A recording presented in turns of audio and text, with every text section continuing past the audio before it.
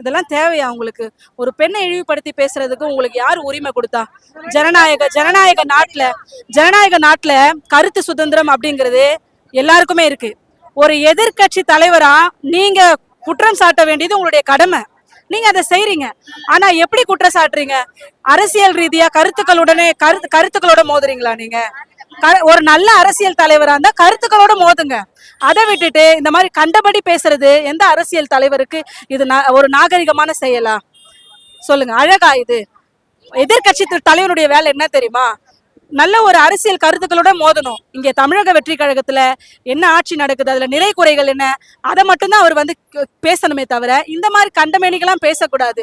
என்னைக்கு காவேரி பிரச்சனை உங்க தாத்தா காலத்துல இருந்தே இருக்குதுல்ல, நீங்க என்ன சொல்யூஷன் எடுத்தீங்க?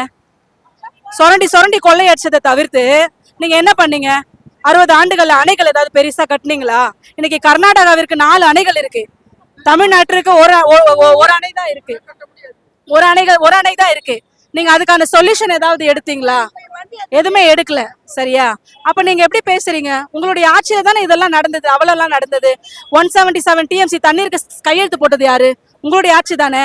அதை பத்தி குற்றச்சாட்டுகள் முன்வைங்க சார். அதை விட்டுட்டு உங்களை மாதிரி என்ன நடிகை லவ் ஃபெயிலியர் ஆச்சுன்னு பால்டாயில குடிக்க போயிட்டோமா கேக்குறேன். இல்ல 45 லட்சம் ரூபாய்க்கு நடிகைக்கு ஹேண்ட் பேக் வாங்கி தர போயிட்டோமா? எதுவுமே இல்லாம நீ எப்படி நடிகைக்கு ஹேண்ட் பேக் வாங்கி தருவ? எந்த கள்ள தொடர்பும் இல்லாம சும்மா எதுக்கு துபாய் போற சுத்தி பாக்குறதுக்கு? தமிழ்நாட்டுல எவ்வளவு பிரச்சனைகள் நடக்கும் போது துபாய் போயிட்டு நல்லா என்ஜாய் பண்ணிட்டு இப்ப கேள்வி கேக்குறீங்க. 10,000 ரூபாய் தான் அக்கௌண்ட்ல இருக்கு. துபாய் சுற்றுப்பயணம் மேற்கொள்ள எங்க இருந்து பணம் வந்தது?